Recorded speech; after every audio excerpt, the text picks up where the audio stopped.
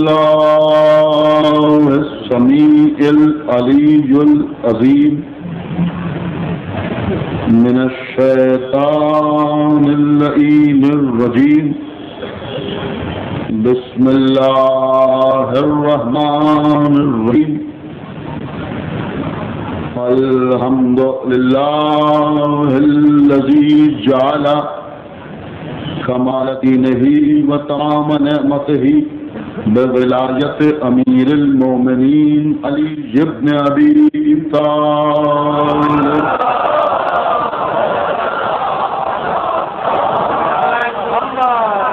الصلاة والسلام على صاحب الدين والإسلام والحل والحرام والركن والمقام والصلاة والصيام والحدود والقيام والشريعة والأحكام والحجة والبرهان والمحبة والعرفان والحق والبيان والكتاب والقرآن سيدنا ونبينا وشفينا ومولانا ومولى الثقلين صاحب قاب قوسين امام الحرمين محبوب رب المشرقين والمغربين جد الحسن والحسين ابي القاسم محمد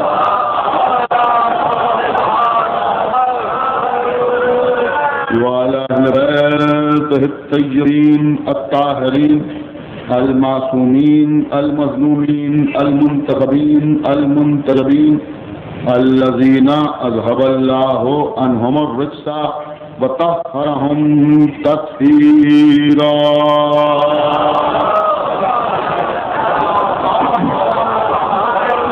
ولعنة الله على أعدائهم وقتلتهم وغاصبي حقوقهم ومنكري فضائلهم ومصائبهم وشجاعتهم وسخاوتهم وطهارتهم وولايتهم وعظمتهم وعطشهم أجمعين من الآن إلى يوم الدين أما بعد فقد قال الله سبحانه تبارك وتعالى في كتابه المجيد وفرقانه الحميد وقوله الحق بسم الله الرحمن الرحيم وما خلقت الجن والإنس إلا ليعبدون صلوات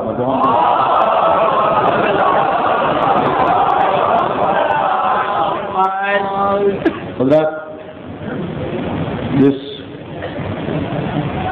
شمس مجالس میں جو شہر لکھنؤ کی اس تاریخی مسجد میں انجمن گروہ حسین کی جانب سے ہو رہا ہے، عنوان مجالس ہے محبت اہل بیت اور عبادت۔ آج دوسری مجلس ہے۔ میں نے سورہ انذاریات کی جس آیہ مبارکہ کو سرنامہ سخن قرار دیا، اس میں ارشاد رب العزت ہو رہا ہے کہ ہم نے جن و انس کو خلق نہیں کیا، تخلیق نہیں کیا، پیدا نہیں کیا مگر اس واسطے کہ وہ ہماری عبادت کریں۔ جو کل میں نے یہ بات آپ کے سامنے عرض کی تھی کہ عبادت کے وجود میں آنے کے لیے دو کا ہونا ضروری ہے، ایک وہ ہو جو معبود ہو اور کم سے کم ایک وہ ہو جو عبد۔ اس لیے کہ اگر معبود نہ ہوگا تو عبادت کس کی ہوگی، اور اگر عبد نہ ہوگا تو عبادت کون کرے گا؟ اگر معبود نہ ہوگا تو سجدہ کسے کیا جائے گا، اور اگر عبد نہ ہوگا تو سجدہ کون کرے گا؟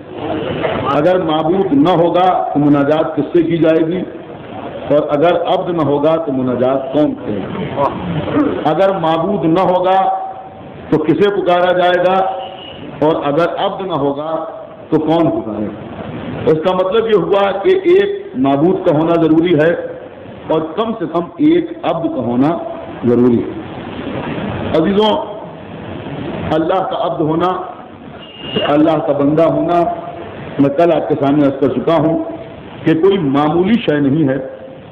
اللہ کے نبیوں نے مقام فخر میں یہ آواز دی کہ انی عبداللہ، میں اللہ کا بندہ ہوں۔ لیکن دیکھیے کل میں نے ایک بات عرض کی تھی، آج اس کو تھوڑا سا آگے بڑھانا ہے۔ صاحبان فہم بیٹھے ہوئے ہیں، انشاءاللہ آپ بات کو سمجھیں گے، اور پھر اگر آپ نہ سمجھیں گے تو کون سمجھے گا۔ اللہ کا وہ نبی کہ جو روح اللہ کہلاتا ہے، اللہ کا وہ نبی کہ جس کو اللہ نے چہاروں کا معراج عطا کی ہے، اللہ کا وہ نبی کہ جس کو اللہ نے وہ معجزات عطا کیے تھے جن کو دیکھ کے لوگ اسے اللہ کا بیٹا کہنے لگے، جن کی شان یہ تھی کہ اگر بیمار کو چھو لیں تو وہ شفا پا جائے، اگر مردے کی طرف اشارہ کر دیں تو وہ زندہ ہو جائے۔ وہ عیسیٰ آغوش مریم میں یہ آواز دے رہے ہیں کہ انی عبداللہ، میں اللہ کا بندہ ہوں۔ دیکھیے کل میں یہ بات آپ کے سامنے عرض کر چکا ہوں کہ عیسیٰ کہہ رہے ہیں کہ انی عبداللہ، میں اللہ کا بندہ ہوں، اتانی الکتاب، اور میرے اوپر کتاب نازل ہوئی ہے، وجعلنی نبیّا، اور اللہ نے مجھے نبی بنا کے بھیجا ہے۔ اس کا مطلب یہ ہوا کہ عیسیٰ آغوش مریم میں یہ کہہ رہے ہیں کہ میں اللہ کا بندہ ہوں۔ یہ کل تک میں یہ بات آپ کے سامنے عرض کر چکا، اور میں نے یہ بھی عرض کیا کہ عیسیٰ مقام فخر میں یہ کہہ رہے ہیں کہ میں اللہ کا بندہ ہوں، اور اللہ مقام فخر میں یہ کہہ رہا ہے کہ سبحان الذی اسریٰ بعبدہ۔ آپ نے کچھ غور کیا؟ یعنی عیسیٰ کو یہ فخر ہے کہ میں اللہ کا بندہ ہوں، اور اللہ کو یہ فخر ہے کہ محمد میرا بندہ۔ آپ نے کچھ غور کیا میں کیا عرض کر گیا؟ لیکن آج میں دوسری بات آپ کے سامنے عرض کر رہا ہوں کہ عیسیٰ کے انی عبداللہ کہنے کا مقصد کیا ہے۔ عیسیٰ نے انی عبداللہ اس اعتراض کے جواب میں کہا تھا کہ جب لوگوں نے عصمت مریم پر اعتراض کیا تو عیسیٰ نے ماں کی طہارت کی گواہی کے لیے آواز دی کہ انی عبداللہ، میں اللہ کا بندہ ہوں۔ دیکھیں پوری توجہ کے ساتھ آپ سماعت فرمائیں۔ دیکھیں یہاں مسئلہ یہ ہے کہ اگر ماں پاک ہوگی تو بیٹا بھی پاک ہوگا، اگر ماں طاہر ہوگی تو بیٹا بھی طاہر ہوگا، اگر ماں طیب ہوگی تو بیٹا بھی طیب ہوگا۔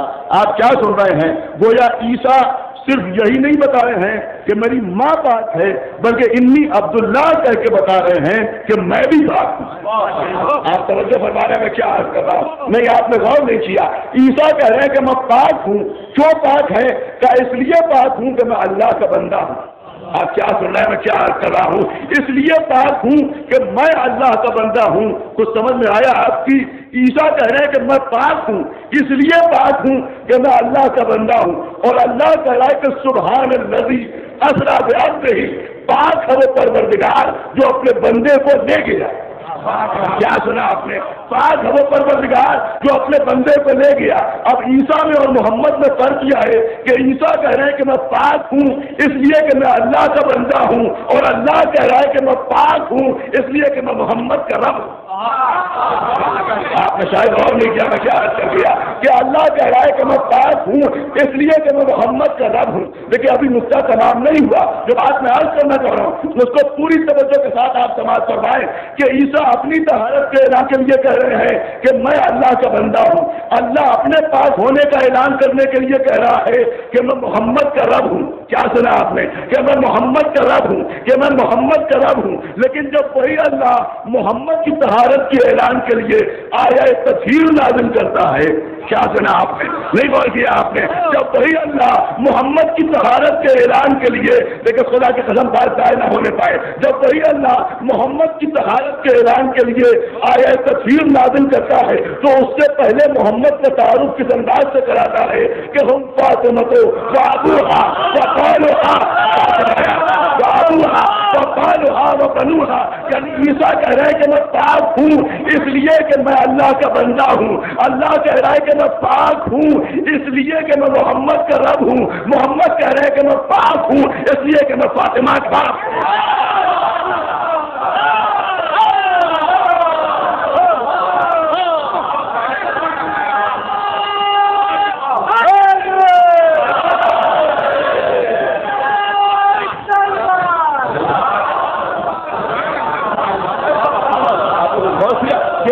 تصویر کے نزول سے پہلے اعلان ہو رہا ہے کہ ہم فاطمہ تو وہ ابوہا و بالہا و بنوہا، اس چادر کے نیچے فاطمہ ہیں، فاطمہ کے باپ ہیں، فاطمہ کے شوہر ہیں اور فاطمہ کے دونوں بیٹے ہیں۔ اللہ بتانا چاہتا ہے کہ ہم اہل بیت النبوہ و معدن الرسالہ، یہ رسالت کے اہل بیت ہیں، یہ نبوت کی کان ہے۔ تو یہ کون ہے کہ یہ وہ نہیں ہے کہ جن کا رشتہ خالی محمد سے جڑے، بلکہ یہ وہ ہیں کہ جن کا رشتہ فاطمہ زہرا سے جڑتا ہے۔ اللہ بتانا چاہتا ہے کہ نبی کا رشتہ دار وہ ہے جس کا رشتہ نبی سے جڑے، نبوت کا رشتہ دار وہ ہے جس کا رشتہ فاطمہ سے اور کیا، جس کا رشتہ فاطمہ سے جڑے۔ تو اب اگر محمد اپنی طہارت کا اعلان کرے تو اپنا تعارف اس انداز سے کرائے کہ میں فاطمہ کا باپ ہوں۔ اب اگر علی اپنی طہارت کا اعلان کرے تو اس انداز سے کرائے کہ میں فاطمہ کا شوہر ہوں۔ اب اگر حسنین اپنی طہارت کا اعلان کرے تو اس انداز سے کہ ہم فاطمہ کے بیٹے ہیں۔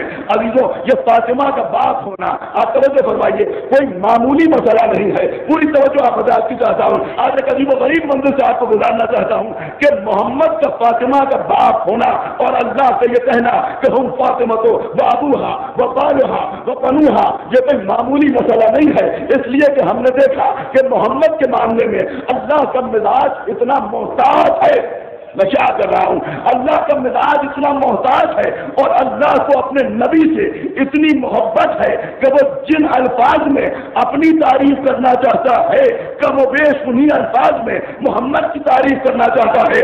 اگر سورہ توحید میں وہ یہ کہتا ہے کہ قل هو اللہ احد اللہ الصمد لم یلد ولم یولد، توجہ فرمائیے گا، لم یلد ولم یولد، کہ نہ کوئی اس سے پیدا ہے، نہ کوئی اس کا بیٹا ہے، نہ کوئی اس کا باپ ہے، تو اللہ محمد کی تعریف بھی سورہ احزاب کی 40ویں آیت میں اس انداز سے کر رہا ہے کہ ما کان محمد ابا احد من رجالکم، کیا سنایا، ابا احد من رجالکم ولکن رسول اللہ و خاتم النبیین۔ اللہ کہہ رہا ہے سنو سنو سنو، محمد تمہارے مردوں میں، کیا سنایا کہ محمد تمہارے مردوں میں کسی کا باپ نہیں ہے۔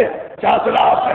دیکھیے آواز بہت دور تک جا رہی ہے، سب سنیں۔ اللہ کا مزاج یہ ہے کہ محمد تمہارے مردوں میں کسی کا باپ نہیں ہے۔ ایک جملہ کہنے کو جی چاہتا ہے کہ اللہ باپ بنانے کے لیے تیار نہیں ہے، لوگ بھائی بنائے ہیں۔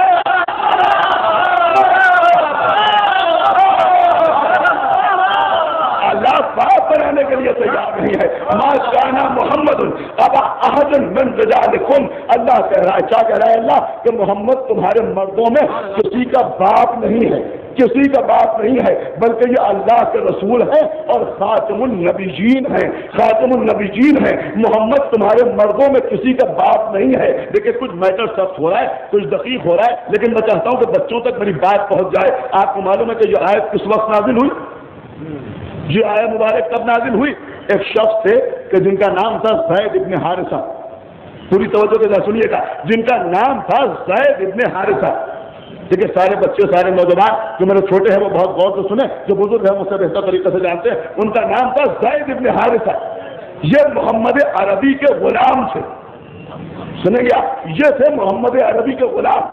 لیکن ایک موقع ایسا آیا کہ پیغمبر نے انہیں آزاد کر دیا، مگر یہ پیغمبر کو چھوڑ کے نہیں گئے، تو پیغمبر نے ان کی پرورش کی، پیغمبر نے انہیں اپنی گود میں پالا، اور چونکہ بچپنے سے پیغمبر نے انہیں پالا لہذا لوگ انہیں محمد کا بیٹا کہنے لگے۔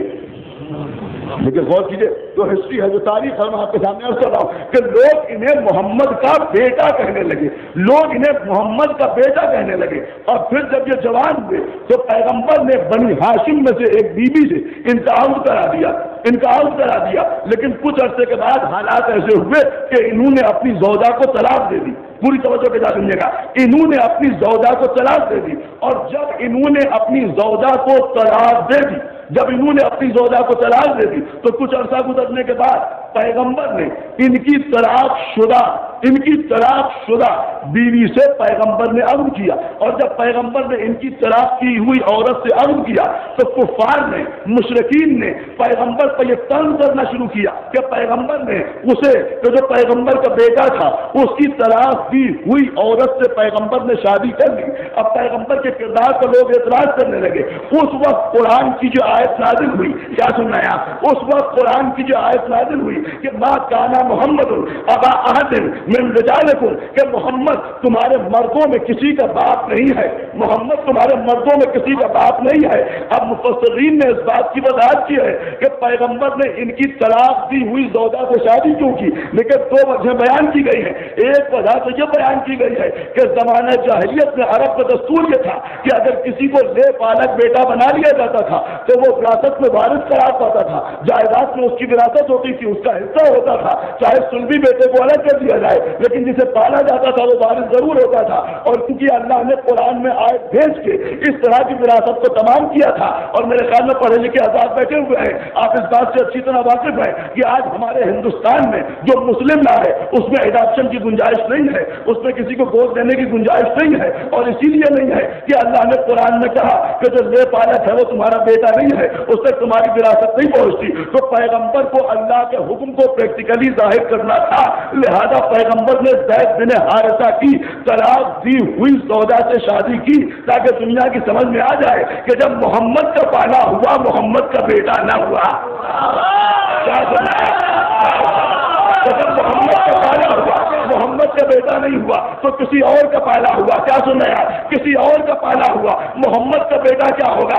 اب دوسری وجہ سنیے، انشاءاللہ آپ محظوظ ہوں گے اور انشاءاللہ آپ ساتھ بھی دیں گے۔ ایک عجیب و غریب بات میں آپ کے سامنے عرض کر رہا ہوں کہ دوسرا سبب یہ بیان کیا گیا کہ زید بن حارثہ کو کیونکہ پیغمبر نے پالا تھا، کیونکہ پیغمبر کی گود میں پلے تھے، کیونکہ پیغمبر نے ان کی پرورش کی تھی، لہذا بڑے ہو کے دھیرے دھیرے ان میں کچھ غرور پیدا ہوتا جا رہا تھا۔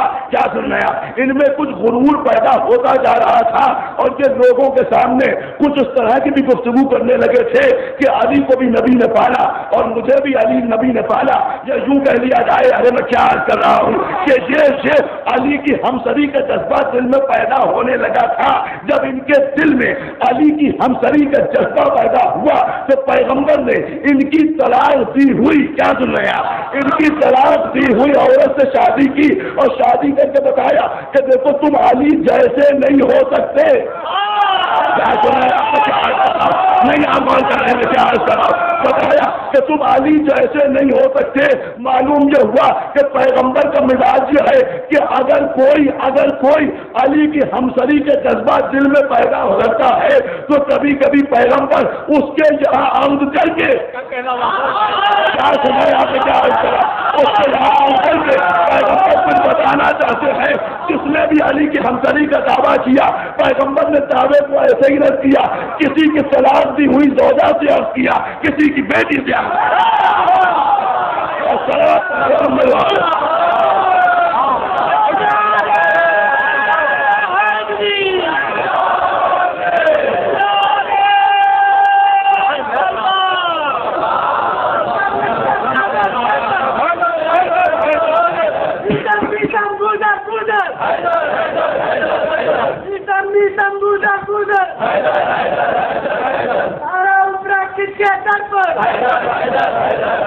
کون بنا داماد پیغمبر، کون بنا سارا کا شاعر، جس نے چیرا کلہ ایسر، جس نے مارا بجال کے خط پر، جس نے گارا علم پتھر پر، علم کپا کر پالا رہبر مالک جنت مالک کوثر، مالک جنت مالک کوثر، آتا ہے سبل باتا ہے خیبر، آتا ہے سبل باتا ہے خیبر، اس کی ہوئی کعبے میں ملا کر، اس کی ہوئی کعبے میں ملا کر، اس کی ہوئی مسجد میں شہادت، اس کی ہوئی مسجد میں شہادت، حیدر حیدر حیدر حیدر نعرہ حیدری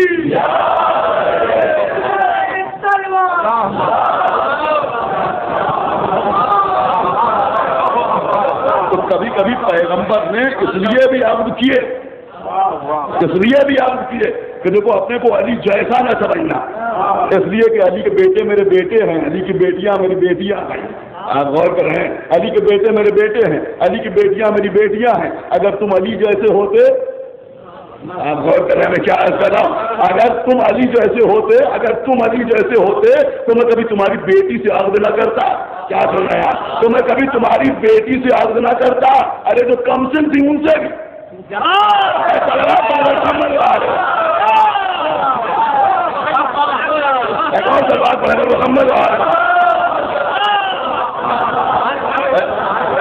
محمد نے بتایا کہ علی کی بیٹیاں میری بیٹیاں ہیں مگر تمہاری بیٹیاں میری بیٹیاں نہیں ہیں، توجہ فرمایا آپ نے، تمہاری بیٹیاں میری بیٹیاں نہیں ہیں، تو اللہ کہہ رہا ہے ما کان محمد ابا احد من رجالکم، اللہ کہہ رہا ہے صاف صاف کہ محمد تمہارے مردوں میں کسی کا باپ نہیں ہے، محمد تمہارے مردوں میں کسی کا باپ نہیں ہے، پوری توجہ کے ساتھ بات فرمائے کہ محمد تمہارے مردوں میں کسی کا باپ نہیں ہے۔ آپ مجھے بتائیں کہ جب محمد باپ ہی نہیں ہے تو بیٹے کہاں سے آئیں گے؟ نہیں غور کر رہے ہیں، میں کیا عرض کر رہا ہوں کہ جب محمد باپ ہی نہیں ہے تو بیٹے کہاں سے آئیں گے؟ اس لیے کہ بیٹے ہو تو باپ ہو، باپ ہو تو بیٹے ہو، جب محمد مردوں میں کسی کا باپ ہی نہیں ہے تو پھر محمد کے بیٹے کہاں سے آئیں گے؟ میں کہوں گا پروردگار عجب کنٹرڈکشن ہے، ایک جگہ سورہ احزاب میں کہہ رہا ہے کہ ما کان محمد ابا احد من رجالکم، کہ محمد تمہارے مردوں میں کسی کا باپ نہیں ہے، اور سورہ آل عمران میں کہہ رہا ہے کہ قل تعالوا ندعو ابناءنا وابناءکم ونساءنا ونساءکم وانفسنا وانفسکم۔ پروردگار سمجھ میں نہیں آیا، جب محمد کسی کا باپ ہی نہیں ہے تو بیٹے لائے گا کہاں سے؟ کہ یہی تو میں بتانا چاہتا ہوں کہ محمد کسی کے بیٹے کا باپ نہیں ہے لیکن علی کے بیٹوں کا باپ۔ کون سا بات ہے محمد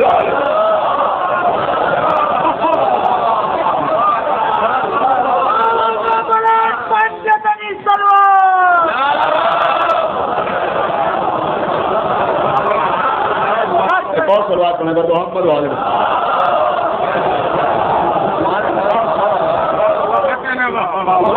جو ہے منزل ابدیت کہ اللہ پیغمبر کے لیے کہہ رہا ہے کہ سبحان الذی اسری بعبدہ، پاک ہے وہ پروردگار جو اپنے پاک ہے وہ پروردگار جو اپنے عبد کو لے گیا۔ توجہ فرمائے کہ پاک ہے وہ پروردگار جو اپنے عبد کو لے گیا۔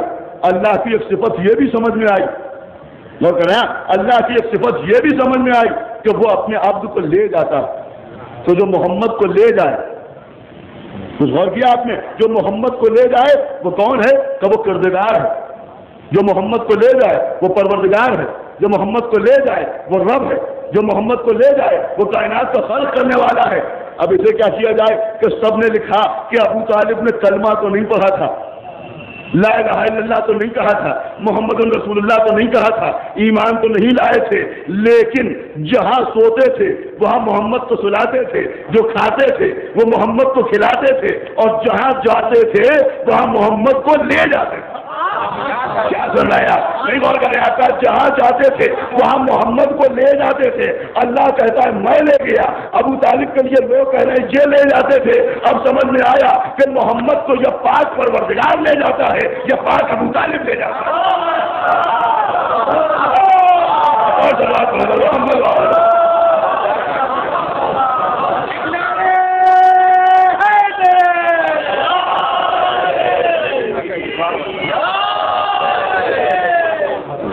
یہ ہے مسئلہ بندگی کا۔ آپ غور کر رہے ہیں کہ مسئلہ ہے بندگی کا، کہ اللہ کہہ رہا ہے کہ سبحان الذی اسری بعبدہ، اس کا مطلب یہ ہوا کہ محمد کی بندگی اس معراج کے اوپر ہے کہ اللہ بھی ناز کرتا ہوا نظر آ رہا ہے کہ اللہ پاک ہے، اس لیے پاک ہے تو اپنے اب محمد کو لے تو کون سمجھے کہ محمد کی عظمت کیا ہے؟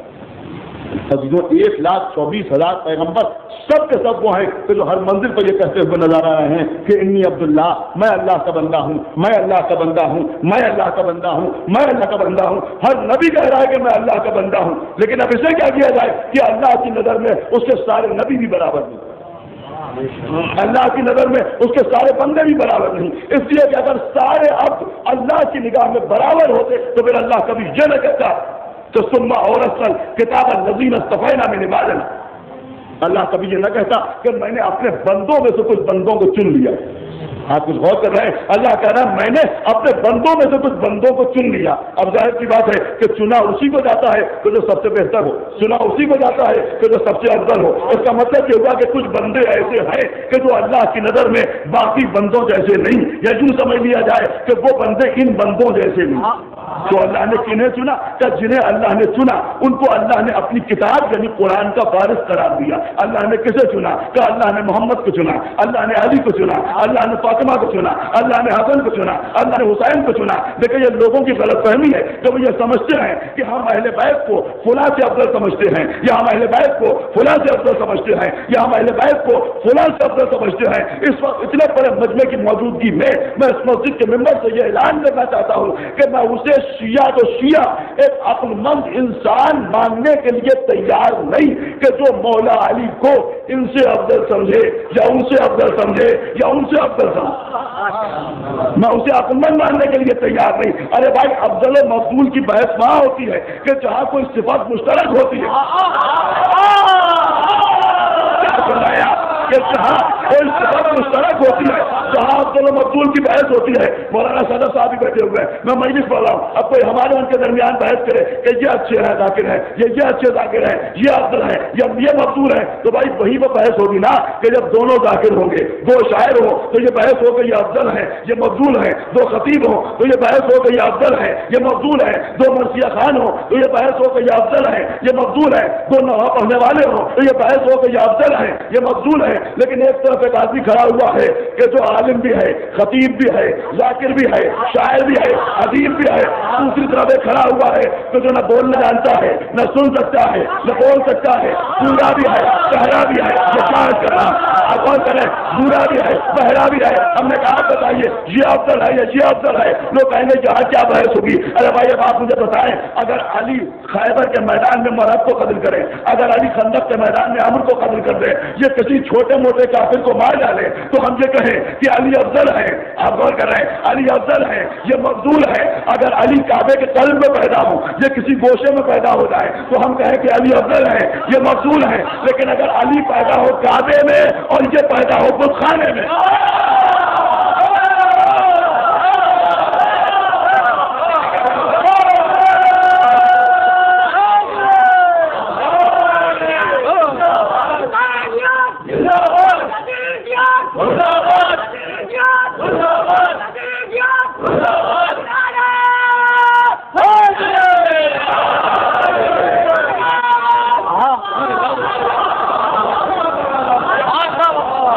پیدا ہو خانے کعبہ میں اور یہ پیدا ہو تو خانے میں، تو اگر اللہ سنیے علی پیدا ہوئے اللہ کے گھر میں، یہ پیدا ہوئے بتوں کے گھر میں، علی پیدا ہوئے اللہ کے گھر میں، یہ پیدا ہوئے بتوں کے گھر میں، تو اب اگر اللہ اور بتوں کے درمیان افضل و مفضول کی بحث ہو سکتی ہے تو علی اور ان کے درمیان بھی کیا سزایا افضل و مفضول کی بحث ہو سکتی ہے۔ دیکھیں اسلام یہ نہیں ہے، اسلام یہ نہیں ہے کہ یہ کہا جائے کہ اللہ لات سے افضل، اللہ مناس سے افضل، اللہ حبل سے افضل، بلکہ اسلام یہ ہے کہ لا الہ الا اللہ، ان میں کوئی خدا نہیں ہے سوائے علی کے۔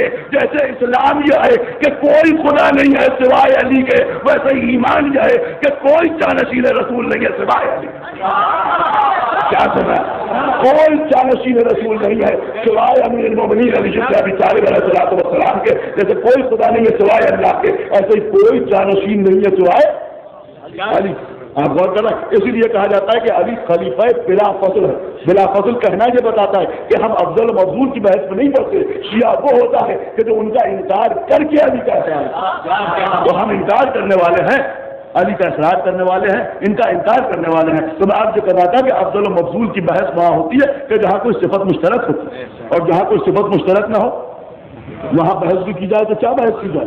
ہم دیکھ رہے ہیں کہ بدر میں علی کی تلوار چلی، خندق میں علی کی تلوار چلی، خیبر میں علی کی تلوار چلی، احد میں علی کی تلوار چلی۔ یہاں عالم جو ہے کہ جب تک کفار سرد رہے سب مرد رہے۔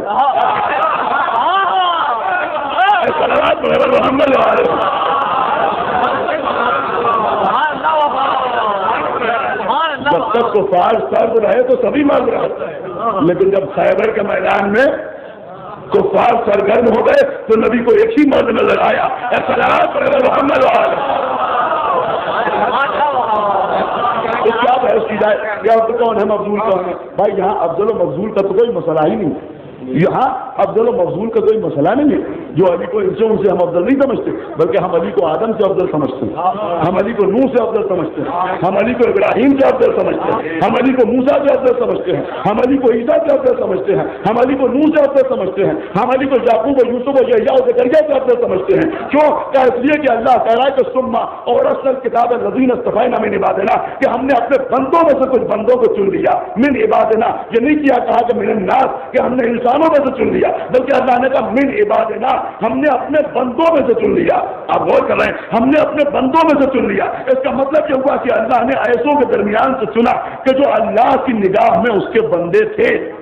آپ نہیں غور کر رہے، جو اللہ کی نگاہ میں اس کے بندے تھے، جو ایسے نہیں تھے کہ ان کی نماز اللہ قبول کرے یا نہ کرے، ان کا سجدہ اللہ قبول کرے یا نہ کرے، ان کا رکوع اللہ قبول کرے یا نہ کرے، بلکہ یہ ایسے تھے کہ جن کا اٹھنا بھی قبول، جن کا بیٹھنا بھی قبول، جن کا سجدہ بھی قبول، جن کا رکوع بھی قبول، جن کا قیام بھی قبول، جن کی نماز بھی قبول، جن کی تسبیح بھی قبول. ایک جملہ کہنے پر جی چاہتا ہے کہ بھائی جب اللہ کے قبول بندے اہل بیت کا مقابلہ نہیں کر سکتے تو تمہارے فضول بندے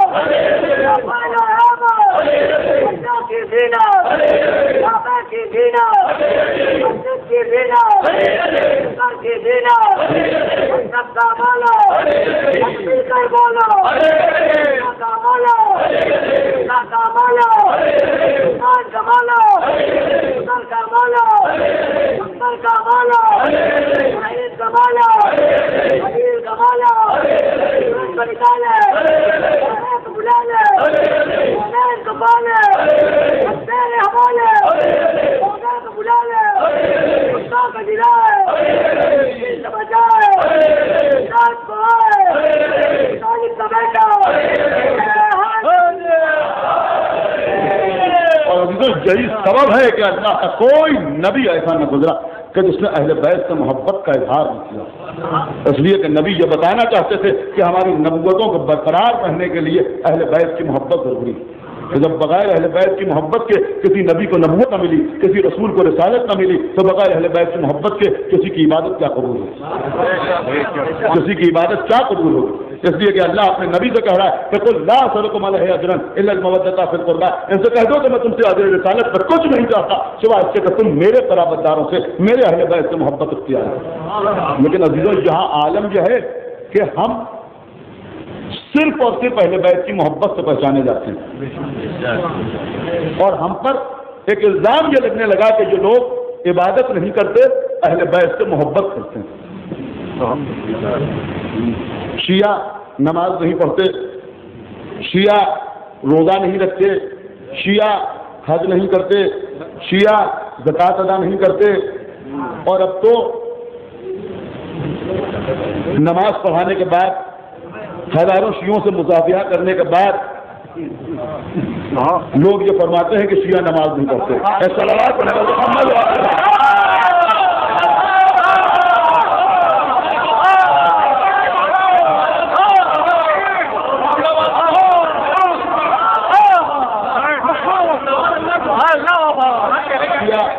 نماز شیعہ روزہ نہیں رکھتے، شیعہ حج نہیں کرتے، شیعہ زکوٰۃ نہیں ادا کرتے، کچھ نہیں کرتے شیعہ. پھر کیا کرتے ہیں؟ کہا شیعہ خالی مجلس ماتم کرتے ہیں.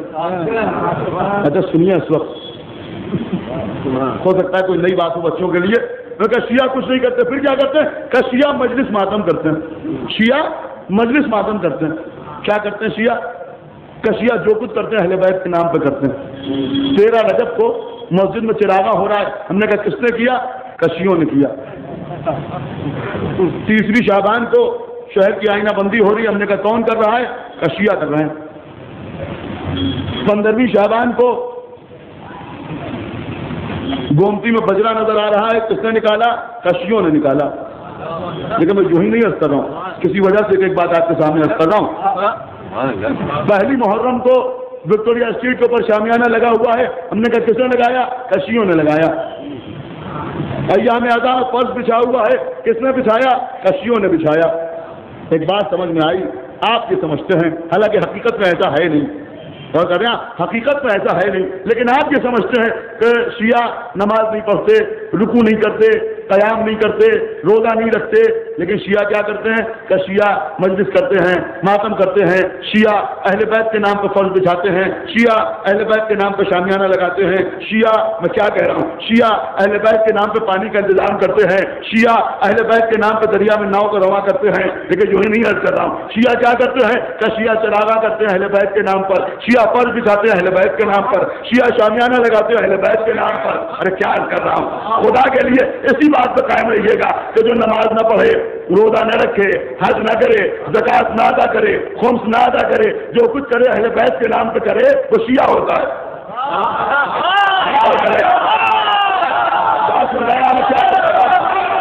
وہ شیعہ ہوتا ہے، وہ شیعہ ہوتا ہے۔ اب سنیے، میں عرض کر رہا ہوں، اب میں عرض کر رہا ہوں کہ بھائی اب میں آپ کو ایک ایسی شخصیت دکھاؤں، ایک ایسی ذات سے آپ کا تعارف کراؤں کہ جو میں ممبر پہ بیٹھ کے کہہ رہا ہوں۔ حالانکہ آپ یقین مانیں کہ کسی مومن کے لیے نہیں کہا جا سکتا کہ یہ نماز نہیں پڑھتا۔ اگر کوئی 24 گھنٹے آپ کے ساتھ رہے، چند لمحے کے لیے جدا ہو جائے، تو آپ یہ نہیں کہہ سکتے کہ یہ نماز نہیں پڑھتا۔ لیکن میں ایک ایسی ذات آپ کے سامنے پیش کر رہا ہوں کہ میں ممبر پر بیٹھ کے کہہ رہا ہوں کہ وہ نماز نہیں پڑھتا، وہ رکوع نہیں کرتا، وہ قیام نہیں کرتا، وہ سجدہ نہیں کرتا، وہ تسبیح نہیں پڑھتا، وہ تحلیل نہیں کرتا، وہ کعبے کا طواف نہیں کرتا، وہ عرش الہی کو بوسہ نہیں دیتا۔ آپ کیا سن رہے ہیں، میں کیا عرض کر رہا ہوں؟ وہ میدان میں آ کے تلوار نہیں چلاتا، وہ کچھ نہیں کرتا، وہ کچھ نہیں کرتا، نہ نماز، نہ روزہ، نہ حج، نہ زکات، نہ خمس، نہ جہاد، وہ کچھ نہیں کرتا، کچھ نہیں کرتا۔ کون؟ کہ اللہ۔ کیا سن رہے ہیں آپ؟ میں کیا عرض کر رہا ہوں کہ اللہ نہ وہ نماز پڑھتا ہے، نہ وہ رکوع کرتا ہے، نہ وہ قیام کرتا ہے، نہ وہ حج کے لیے آتا ہے، نہ وہ کعبے کا طواف کرتا ہے، نہ وہ بیت المعمور کا طواف کرتا ہے، نہ وہ عرش الہی کو بوسہ دیتا ہے۔ اللہ کچھ نہیں کرتا۔ کہا وہ کرے گا بھی تو کیسے؟ اس لیے کہ وہ معبود ہے، عبد نہیں ہے، اس لیے کہ وہ خالق ہے، مخلوق نہیں ہے، اس لیے کہ وہ رازق ہے، مرزوق نہیں ہے، اس لیے کہ وہ مسجود ہے، ساجد نہیں ہے، تو وہ سجدے نہیں کرتا، رکوع نہیں کرتا، قیام نہیں کرتا، کچھ نہیں کرتا اللہ۔ لیکن آپ سنتے ہیں نا کہ اللہ نے آواز دی کہ علم یا ملائکتی و یا سکانہ سماواتی و عزتی و جلالی۔ کیا چل رہے آپ؟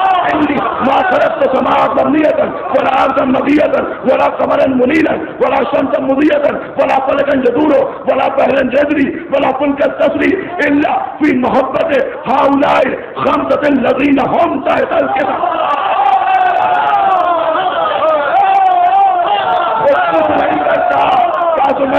وہ کچھ نہیں کرتا، وہ کچھ نہیں کرتا۔ ہم پر تو الزام لگاتے ہو، لیکن وہ واقعی کچھ نہیں کرتا۔ نماز نہیں پڑھتا، عبادت نہیں کرتا، لیکن وہ کہتا ہے کہ میں نے آسمان کا شامیانہ نہیں لگایا، میں نے زمین کا فرش نہیں بچھایا، میں نے آفتاب و مہتاب کی قندیلیں نہیں روشن کی، میں نے دریاؤں کو نہیں روا کیا، میں نے دریاؤں میں کشتیوں کو نہیں روا کیا، لیکن جو کچھ کیا ان 5 مقدس ہستیوں کے لیے۔ کیا سمجھا؟ ان 5 مقدس ہستیوں کے لیے کہ جو چادر کے نیچے جمع ہے۔ عبداللہ سنیے، اب منہ میں زبان ہے تو کہو کہ وہ بھی شیعہ ہو گیا ہے۔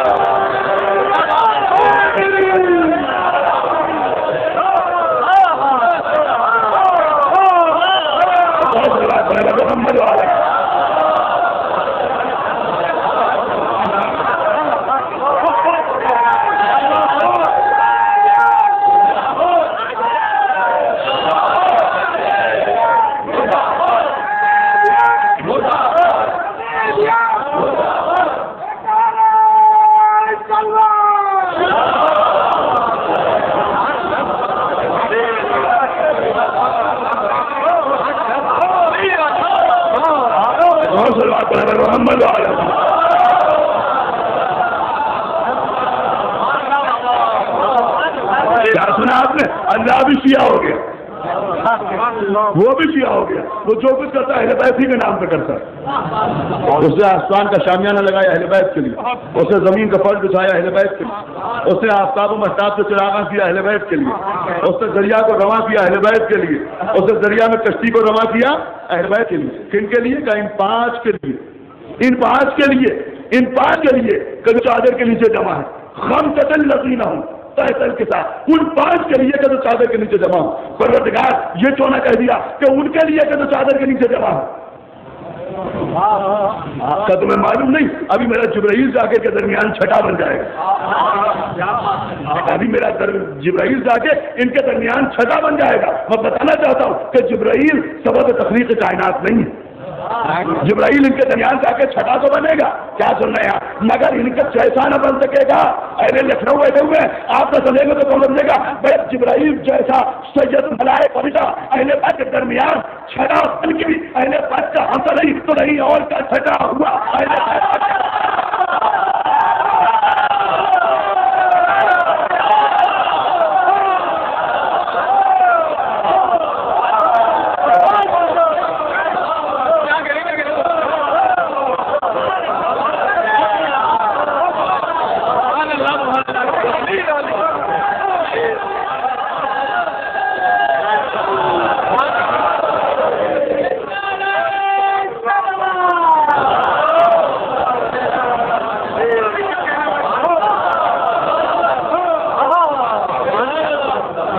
دیکھیے عزیزوں, یہی تو فرق ہے.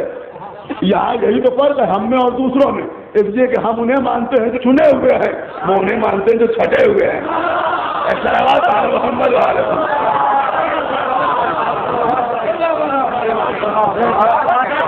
اور ہوتا ہے اور چھٹا ہوا اور ہوتا ہے. تو اللہ تعالیٰ میں نے جو کچھ کیا ان پانچ مقدس ہستیوں کے لیے کبھی چادر کے نیچے جمع. آپ غور کر رہے ہیں, محبت ہدایت اور عبادت, محبت ہدایت اور عبادت. آپ غور کر رہے ہیں, ابھی میں نے آپ کے سامنے عرض کیا کہ عبادت کے لیے معبود کا ہونا بھی ضروری ہے اور عبد کا ہونا بھی ضروری ہے. آپ غور کر رہے ہیں, عبد کا کام اللہ کی عبادت بھی کرے اور اہل بیت سے محبت بھی کرے, لیکن جو معبود ہے کہ وہ محبت کرتا ہے مگر عبادت نہیں کرتا. آپ غور کر رہے ہیں, میں کیا عرض کر رہا ہوں کہ وہ محبت کرتا ہے مگر عبادت نہیں کرتا. تو اہل بیت کی محبت وہ ہے کہ جس سے اللہ بھی مستثنی نہیں, کہ جو وہ عبادت ہے کہ جس میں وحدہ لا شریک بھی شریک, جس میں وحدہ لا شریک بھی شریک. اور اس نے جگہ جگہ اہل بیت سے محبت کا اظہار کیا, جگہ جگہ اہل بیت سے محبت کا اظہار کیا. لیکن ہر جگہ اللہ نے صفات بیان کی. کہیں آواز دی کہ ان اللہ یحب الذین یقاتلون فی سبیلہ صفا کانہم بنیان مرصوص, یعنی یقیناً اللہ محبت کرتا ہے ان لوگوں سے کہ جو اللہ کی راہ میں صف باندھ کر قتال کرتے ہیں. اور جو لوگ اپنی ثابت قدمی میں ایسی مضبوط دیوار ہیں کہ جیسے سیتا پلا کر مضبوط کر دیا گیا. کہیں آواز دی کہ اللہ یحب المحسنین, اللہ احسان کرنے والوں سے محبت کرتا ہے. کہیں آواز دی کہ قل ان کنتم تحبون اللہ فاتبعونی یحببکم اللہ ویغفر لکم ذنوبکم واللہ غفور رحیم.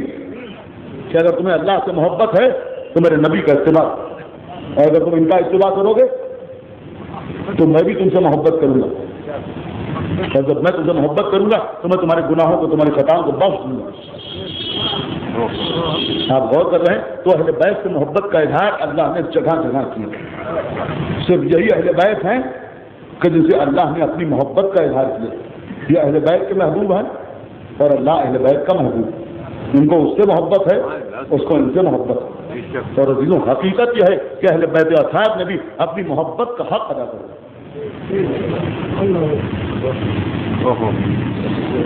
مولا کائنات رسول کے بستر پر سو رہے ہیں, یہ محبت نہیں ہے تو اور کیا ہے؟ گلے میں رسن باندھی جا رہی ہے لیکن اللہ سے محبت کا صبر ہو رہا ہے.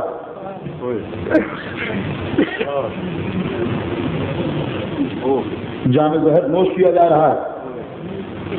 حسین ابن علی اللہ کی محبت میں 28ویں سفر کو مدینہ چھوڑ رہے, کربلا کے میدان میں بھرا ہوا گھر لٹایا جا رہا ہے. کیا لوگ باتیں کرتے ہیں, ایک آنسو کا قطرہ اور جنت سمجھ میں نہیں آتا. ارے کیا خیال آپ کی سمجھ میں آئے گا؟ کیا سمجھ میں آئے گا؟ کبھی مکان محبت پہ آ کے دیکھیے، آپ رونے پہ آمادہ ہو گئے، مگر میں جملہ ضرور عرض کروں گا کہ لوگ صرف ایک آنسو کا قطرہ دیکھ کے جنت کو دیکھتے ہیں تو جنت مہنگی معلوم ہوتی ہے، مگر میں یہ کہنا چاہتا ہوں کہ خالی آنسو کا قطرہ نہ دیکھو، بلکہ آنسو کے قطرے کے اندر چھانٹ کے دیکھو۔ میں کیا عرض کر رہا ہوں، اس ایک آنسو کے قطرے کے اندر تمہیں ساری کربلا کا منظر نظر آئے،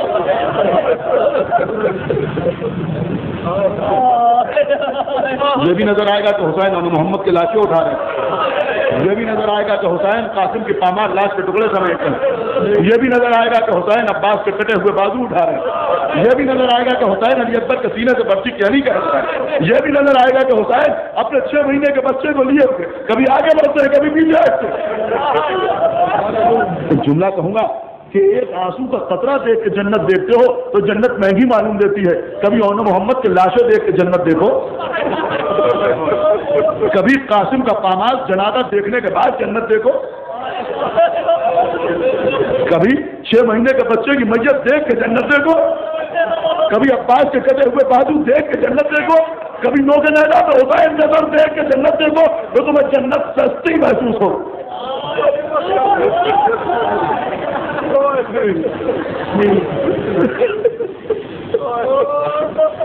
کربلا کے میدان میں حسین ابن علی جو اپنا بھرا ہوا گھر قربان کر رہے ہیں، ان قربانیوں کو دیکھنے کے بعد ذرا جنت کی طرف نظر کیجئے تو آپ کی سمجھ میں آئے گا کہ جنت کیا ہے۔ عزیزوں میں سچ عرض کر رہا ہوں کہ حسین کی قربانیوں کا جواب جنت نہیں ہے، حسین کی قربانیوں کا بدلہ جنت نہیں ہے۔ سنیے میں کیا عرض کر رہا ہوں، اور اگر امام حسین علیہ السلام کی قربانیوں کے بدلے کا نام جنت ہوگا تو شب عاشور امام حسین اپنے انصار سے کبھی یہ نہ کہتے کہ تم چلے جاؤ میں تمہیں جنت کی بشارت دیتا ہوں۔ کچھ آپ نے غور کیا؟ کبھی نہ کہتے کہ تم چلے جاؤ میں تمہیں جنت کی بشارت دیتا ہوں، اس لیے کہ اگر یہ اس وقت اٹھ کے چلے جائیں تو کوئی انہیں جنت میں جانے سے روک نہیں سکتا۔ اس کا مطلب یہ ہوا کہ اصحاب کی شہادت کا بدل جنت نہیں ہے، تو پھر حسین کی شہادت کا بدل کیا ہو؟ اسی لیے امام جعفر صادق علیہ السلام نے فرمایا کہ جو روئے رلائے یا رونے والے کی صورت بنائے میرے جلد مظلوم کے غم میں ان کے حق کو پہچان کر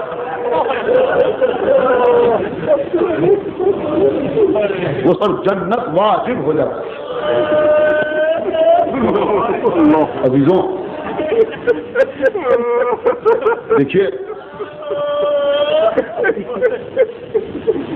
امام نے یہ نہیں فرمایا کہ جو روئے گا اس کے لیے جنت میں جانا واجب، بلکہ امام فرما رہے ہیں کہ جو روئے گا اس کو جنت میں لے جانا ہم کو واجب۔ کیا سن رہے ہیں آپ؟ میں کیا عرض کر رہا ہوں عزیزوں، یہ بات آپ کے ذہن میں ہے نا کہ امام کا واجب قضا نہیں ہوتا، اگر سورج مغرب میں غروب بھی ہونے لگے تو امام کے واجب کے ادا ہونے کے لیے سورج کو پلٹایا جاتا۔ تو اگر ہمارے گناہوں نے ہمارے نامہ اعمال کے ستارے کو جہنم میں غروب بھی کرنا چاہا تو اہل بیت کی محبت کا اشارہ ہمیں پلٹا لے، اس لیے کہ یہ امام کا واجب ہے۔ اور عزیزوں ذرا غور تو کیجئے کہ جو لوگ کہتے ہیں کہ کیا بیوی فاطمہ زہرا کے ہاتھ میں جنت ہے جس کو چاہے جنت میں لے جائے، میں بات عرض کروں گا، آپ رو رہے ہیں، ابھی وہ مسائل پڑھوں گا، میں مسائل میں کوئی کمی نہیں کروں گا، لیکن عزیزوں آپ سوچ سمجھ کے مجھے جواب دیجیے گا، میں اپنے مجمع سے گفتگو کر رہا ہوں، یہ بات میں اپنے لوگوں سے کہہ رہا ہوں، آپ مجھے سوچ سمجھ کے جواب دیجیے گا کہ ہمارے پاس یہ حق شکایت ہے یا نہیں ہے کہ اکثر اصالہ ثواب کی مجالس ہوتی ہیں، بیٹے نے کی ماں کی مجلس، شعراء منبر پہ آئے، انہوں نے شعروں میں پڑھا، کسی مرثیہ خان نے میر صاحب کا مسئلہ دہرایا کہ کہتے ہیں ماں کے پاؤں کے نیچے بہشت ہے، ذاکرین نے پڑھا کہ ماں کے پاؤں کے نیچے جنت ہے، حسرت رہ گئی کہ جب کوئی پڑھ کے اترا ہو کسی نے آگے بڑھ کے پوچھا ہو کہ اگر ماں نماز نہیں پڑھتی تب بھی اس کے پیروں کے نیچے جنت ہے۔ کیا سن رہے ہیں؟ اگر ماں روزہ نہیں رکھتی تب بھی اس کے پیروں کے نیچے جنت ہے, اگر ماں عمل نہیں کرتی تب بھی اس کے پیروں کے نیچے جنت ہے. کوئی تو آتا آگے کہتا ہماری اماں نماز نہیں پڑھتی, ان کے پیروں کے نیچے جنت کیسے آ جائے گی؟ ارے بڑے بھولے ہیں آپ جیسے گناہگاروں کی ماں کے پیر کے نیچے جنت بیان کی جائے تو سر جھکا کے قبول کر لیا جائے, اور جوانہ نے جنت کے سرداروں کی ماں کے ہاتھ میں جنت بیان کی جائے تو برداشت کرو.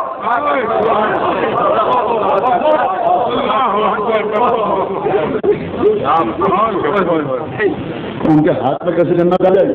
ارے جن کا بھرا ہوا گھر کے بلا میں قربان ہو. اور میں تو فقط ایک جملہ کہنا چاہوں گا, صحیح اہل بیت ہے نا کہ سورہ بقرہ میں اللہ نے کہا تو یہ تمون الطعام علی حبہ مسکینا و یتیما و اسیرا, جو وہ ایسے ہیں کہ جو مسکینوں کو, یتیموں کو اور اسیروں کو کھانا کھلاتے ہیں. انما نطعمکم لوجه اللہ لا نريد منکم جزاء ولا شکورا, اور اس کے بعد ان سے کہتے ہیں کہ ہم اس کے عوض میں تم سے کسی جزا یا شکریہ کے طلبگار نہیں ہیں, ہم نے خالص اللہ کی محبت میں یہ کھانا کھلایا.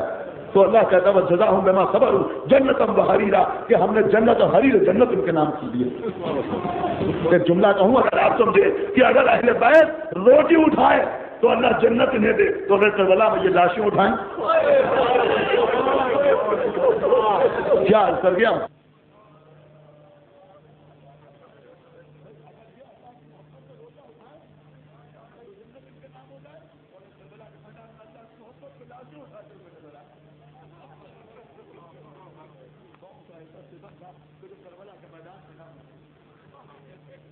کل میں نے بات بی بی سکینہ کو تمام کی تھی, اور جو آج نمبر کو میرا دل آ رہا ہے کہ میں حسین کی یتیمہ کا تذکرہ کر دوں. ابھی تو کربلا کے بعد جو سب سے زیادہ مظالم ڈھائے گئے وہ حسین کی 3 برس کی بچی سکینہ.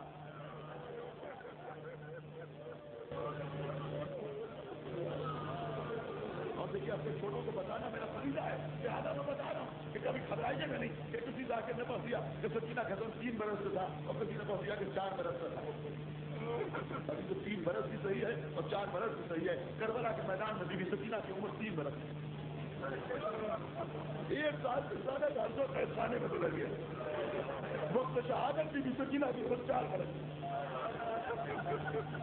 کربلا میں 3 برس کی سکینہ بیان ہو تو وہ بھی صحیح ہے, اور قید خانے میں 4 برس کی سکینہ بیان ہے تو وہ ابھی تو 3 برس کی جناب سکینہ بی بی سکینہ فرماتی ہے گھوڑا میرے بابا کی شہادت کی خبر دینے کے بعد واپس ہوا, اور اگر 3 برس چھوڑنے کے لیے پلن کیا. معلوم دیتا ہے کہ ان بیویوں کو خاموش کر دیا جائے, اس لیے کہ ہمارے رات آرام کرنا چاہتے ہیں. کئی آتے مجھے نہیں جانتے جانتے کسی نے کہا ان کو اسے خاموش کیا جائے, اور خیموں کو تاراج کر دو, خیموں میں آگ لگا دو, مال اور رات سے لوٹ دو. ابھی آپ سنیں گے شاہد مالی سے ٹائم لکھتے ہیں کہ بی بی سکینہ کہتی ہے کہ جب بولے نے میرے بابا کی شہادت کی خبر دی تو میں گھبرا کے خیمے سے باہر نکل آئی. ابھی چند قدم آگے بڑھی تھی کہ میں نے دیکھا کہ سواروں کا رستہ خیمے کی طرف آیا. بہت بڑھیں گے. بی بی سکینہ کہتی ہے کہ سواروں کا رستہ خیمے کے قریب آیا, میں گھبرا کے خیمے کے اندر کی طرف چلی. بی بی سکینہ کہتی ہے میں نے دیکھا کہ وہ اشیاء خیموں کے اندر چلے آئے. میں نے دیکھا کہ کوئی میرے بھائی دیوار کے نیچے سے دستک کھا رہا ہے. میں نے دیکھا کہ کوئی بڑی محنت کے سر سے چادر اٹھا رہا ہے. میں نے دیکھا کوئی میری اماں کے سر سے چادر چھین رہا ہے. ایک شخص کہ جس کے ہاتھ میں تحریر لیتا تھا وہ میری طرف بڑھا, میں تو تیزی سے آگے بڑھی, وہ میرے پیچھے پیچھے, میں آگے آگے, وہ میرے پیچھے پیچھے. بیوی سکینہ کہتی ہے ایک مرتبہ اس شخص سے گھوڑے کو بیٹھے بیٹھے میں نے سے باہر کیا, میں کہا میری کوئی پڑے گا, میں گھبرا کے نہیں سکے. روئیے روئیے ہم آج میں تو سکینہ کروں. کل میں نے مسائل میں تو استشار کیا, میں نے دوستوں نے مجھے متوجہ کیا آج مسائل میں کوئی کمی نہیں کروں گا, اس لیے کہ آپ رونے کے لیے آتے ہیں, اس لیے کہ آپ سیدہ کو پرسہ دینے کے لیے آتے ہیں. جو سنیں گے آپ بی بی سکینہ کہتی ہے میں گر کے بے ہوش ہو گئی, میں گر کے بے ہوش ہو گئی. آپ سنیں گے بی بی سکینہ کہتی ہے کچھ دیر کے بعد جب مجھے ہوش آیا, ارے خیر دار گھر کی بیٹی اور گھر کی بچی جس گھر سے پڑھنے کا چلن شروع ہوا, بیوی فرماتی ہے سب سے پہلے میرا ہاتھ میرے سر کے پہنچا, اب سے میرا ہاتھ میرے سر پہنچا. میں نے دیکھا کہ میرے سر میرے ہے. میں نے آبادی کو بھی ذرا کہیں تو مجھے چادر بنا دیجیے. ایسا لگتا ہے کہ وہ شخص میری چادر چھین لے گیا. زینب نے سر اٹھا کے کہا اے بی بی سکینہ سر اٹھا کے دیکھو اب کسی کے سر پہ چادر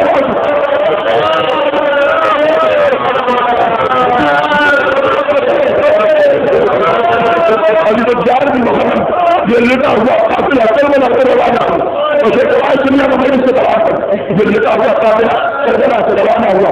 حاضروں آپ مختلف چیزیں سنتے ہیں. کبھی سنتے ہیں کہ جناب سکینہ کو ناکے کی پیٹ پر باندھ دیا گیا. کبھی آپ سنتے ہیں کہ بی بی سکینہ شہزادی زینب کے ناکے میں بیٹھی ہوئی. کبھی آپ سنتے ہیں کہ جناب سکینہ بیمار امام کے ساتھ ساتھ چل رہی. کبھی آپ سنتے ہیں کہ سکینہ کو چڑھا ناکے پر بٹھا دیا گیا. کبھی آپ سنتے ہیں کہ سکینہ ناکے پر گر پڑی. عزیزوں کوئی کنٹریکشن نہیں ہے, کوئی اختلاف نہیں ہے, کوئی اتحاد نہیں ہے. یہ ایک دو دن کا سفر نہیں تھا. عزیزوں کربلا سے شام تک کا سفر بڑا طویل سفر تھا. ان مہینوں نے بدل بدل کے بتایا جائے. کبھی بی بی سکینہ کو لانے کے پھر سنبھالا گیا, کبھی سکینہ کو زینب کے ساتھ بٹھایا گیا, کبھی سکینہ کو سید سردار کے ساتھ خاردار رہوں کا قابل ہے نہ کرایا گیا, کبھی بی بی سکینہ کو کڑھا لانے پر بٹھا دیا گیا. ایک تاریخ رات, ایک تاریخ رات کہ جس سے آسمان کا چاند بھی روشن راستے میں چاندنی بھی نہ تھی. بالکل تاریخ رات قافلہ جا رہا ہے. بی بی سکینہ سب سے آخری ناکے کے اوپر. ان لڑکیوں نے احترام نے کیا کہ سکینہ کو اس ناکے میں بٹھایا تو جو سب سے پیچھے چل رہا. ابھی میں اس رات کا واقعہ سننے اور میں سے تمام کر دوں. جناب سکینہ اس ناکے پر بیٹھی ہوئی. تاریخ رات اب جو قافلہ چلا اس ناکے کے مہار ایک بہت ہی ذلیل اور خبیث قسم کا شخص جو بہت زیادہ شکیل قلب تھا اس ناکے کے مہار پر بیٹھے تھا. اب جو ناکا میلے میں چلا بچی نے فریاد کرنا شروع کی. اے چچا عباس, اے بھیا علی, اے بابا حسین. اب جو سکینہ نے فریاد کی جو شفیع کہتا ہے اے بچی چلا نہیں, اے بچی زور سے آواز کر کے باتیں نہ کر, اس لیے کہ میرے چلنے میں غلط ہوتا ہے. ایک مرتبہ بچی نے کہا ارے پہلے تو میرے پتا کو مار ڈالا, پہلے تو میرے آواز اندر دیا, پہلے تو میرے بھیا علی اکبر کے سینے میں پٹی کی حدیث ہوگی. اب تمہیں یہ بھی گوارا نہیں ہے کہ میں چچا کا نام لے کے آواز دوں. اب تمہیں یہ بھی گوارا نہیں کہ میں بابا کا نام لے کے آنسو بہاؤں. اب جو آپ سن سکیں گے برداشت کریے گا تو برداشت کر لیجیے گا. ایک مرتبہ اس شخص کا ظالم ہاتھ آگے بڑھا, بی بی سکینہ کا ہاتھ پکڑا, وہ ظلم کیا کہ بچی زمین پر گر کے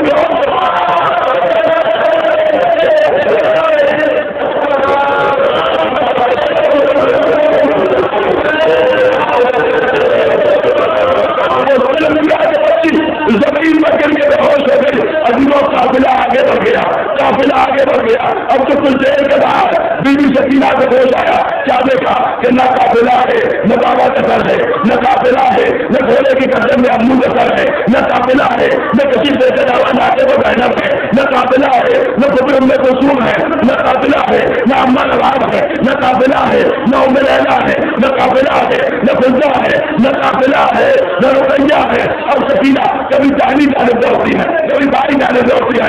خدا آپ کے بچوں کو زندہ و سلامت رکھے, خدا آپ کا سایہ آپ کے بچوں کے گھروں کو قائم رکھے. وہ قائم کی یتیم بچی کبھی دائمی جانب دوڑتی ہے, کبھی بائیں جانب دوڑتی ہے, کبھی آگے دوڑتی ہے, کبھی آواز دیتی ہے چچا عباس میں اکیلی ہوں, کبھی آواز دیتی ہے بھیا علی اکبر میں تنہا ہوں, کبھی آواز دیتی ہے بھیا قاسم تمہاری بہن تنہا پریشان ہے. سکینہ کبھی دائمی جانب کبھی بائیں جانب. جب بچی دوڑتے دوڑتے تھک گئی, آپ سنیں گے ایک مرتبہ سکینہ نے آسمان کی طرف رخ کیا, آواز دی اے میرے بابا. مجھے اس وقت تک نیند نہ آتی تھی جب تک آپ کا سینہ نہ مل جاتا تھا. اے بابا آپ کو میری محبت کی قسم جہاں پہ ہے وہی ڈھال جائیے بابا, اے بابا وہی بٹھائے جائیے. اور جو یہی وقت تھا کہ خونی کے ہاتھ سے نیزہ چھوٹا زمین میں نہ ہو, خونی کے ہاتھ سے نیزہ چھوٹا زمین میں نہ ہوا. خونی نے لاکھ کو سستی کے نیزے کو نکالے لیکن نیزہ نہ نکلا. کچھ اور لوگوں کو بلایا, لوگوں نے مل کے سستی کے نیزے کو نکالے لیکن نیزہ نہ نکلا. کسی نے مشورہ دیا کہ نیزے پر سر کو اتار لیا جائے, کسی دوسرے نیزے پر رکھ کر دیا جائے, لیکن دونوں کی چراغے میں بھی کامیاب کر ہوئے. اب آپ سنیں گے یہ لوگ شمر کے پاس آئے, کثر حسین آگے نہیں بڑھتا, قیامت قیامت. ایک مرتبہ شمر نے تازیانہ لیا, تازیانہ لے کے چلا. ہمارے چوتھے امام امام صلی اللہ علیہ وسلم کے پاس آیا, حافظوں کو ظلم کیا کہ امام طرف کیا ہے بابا اب آپ کے بیٹے سے تازیانہ نہیں آئے گا. آگے کیوں نہیں بڑھتے, اے بابا آپ کے سر آگے کیوں نہیں بڑھتا. آپ سنیں گے سر से आवाज आई, ए बेटा सैयद सज्जाद, मेरी बेटी सकीना काफिले से विदा हो रही है। अरे जब तक सकीना ना आ जाएगी मैं आगे न बढ़ूंगा। जाओ सैयद सज्जाद, सकीना को ढूंढ के लाओ। बस इतना कहना था कि मतलब ज़ैनब ने अपने नाते पर गिरा दिया। वो भी भतीजे सकीना को ढूंढते हुए अपने कारवां रवाना हुए। काफी दूर आ गए, आगे देखा एक बीवी सियासत पर रोले में बैठी हुई है। सकीना को अपनी रोक लिए हुए है, चप्पे से बड़ा भेजती जाती है, लगो नुकसान के दोषे लेती जाती है। ज़ैनब आगे बढ़ी, ए बेटी सकीना, जब काफिले के साथ न चलोगी, ए सकीना तुम न चलोगी, तुम्हारे बाबा का सर आगे न बढ़ेगा, बाबा का सर आगे न बढ़ेगा, तुम्हारी भैया के पुस्तक ताजियाने बैठते रहेंगे। ए सकीना चलो, खुदा के लिए चलो, तुमको तुम्हारे बाबा का रास्ता काफिले के साथ चलो। सकीना और बीवी की गोद से उठी, ज़ैनब की गोद में आई, कुछ ख्याल आया अली की बेटी को, आगे बढ़ी। आगे पहुंचेगा बीवी, ए बीवी आप कौन है? ए बीवी आपने हमको बड़ा एहसान किया, बेटी को बड़ा एहसान किया। कि मैंने कौन सा एहसान कर दिया? क्या किसी यतीम बच्ची के सर पे हाथ फेरना एहसान है? क्या किसी यतीम बच्ची के नजर उतार को छूना एहसान है? क्या किसी यतीम बच्ची को तसल्ली और शक्ति देना एहसान है? कभी भी शायद आपको नहीं पता। जब से इस बच्ची का बाबा मारा गया, इसलिए इसके साथ में सलूक नहीं किया। ए बीबी, इस बच्ची को प्यार नहीं किया गया, इसके मुस्कारे पर तमाशे लगाए गए। ए बीबी, इसके कानों से पोषवारे ऐसे छीने गए कि कानों की लबें फट गई। ए बीबी, इस बच्ची के कुर्ते को देख लीजिए, वो ताजाओं से ढकी है। ए बीबी, इस बच्ची के सर पर रजा छीनी गई। ए बीबी, इस बच्ची को नाहे में गिराया गया। ए बीबी, इसके ऊपर वजालत की इंतहा हो गई। ए बीबी, आपने ऐसा अच्छा सलूक किया, खुदा के लिए हमें अपना नाम बता दीजिए। और सुनने मेरे सवाल हो रही है, अरे नाम पूछ के करोगी क्या? बीबी, आपने हमको इतना बड़ा एहसान किया, हम एहसान के बदले में कुछ नहीं कर देते। ए बीबी, हम कैदी हैं, हमारे सर पर रजा नहीं है, हमें तैयार को तैयार कराया जा रहा है। लेकिन बीबी, कम से कम इतना तो कर सकते हैं कि हाथ उठा के दुआ करे कि अल्लाह ए परवरदिगार, जैसे बीबी ने हमारी बच्ची पर रहम खाया, अल्लाह आपके घर को जिंदा और सलामत रखे, अल्लाह आपके बच्चों को जिंदा और सलामत रखे, अल्लाह आपके घर को आबाद रखे, अल्लाह आपके हर खानदान को ऐसी आपत नागहानी से बचाए रखे। सबसे सुनना था कि मतलब बीबी ने सर बताया, ए बेटी ज़ैनब कैसे दुआ देती हो, मैं तुम्हारी अम्मा फातिमा ज़हरा हूँ। ए ज़ैनब, मेरा औलाद है, दरवाजा में उधर गया, अरे मैं सकीना तो मैं संभालूंगी, तो कौन संभालेगा? ज़ैनब ने अम्मा के गले में बाहें डाली, ए अम्मा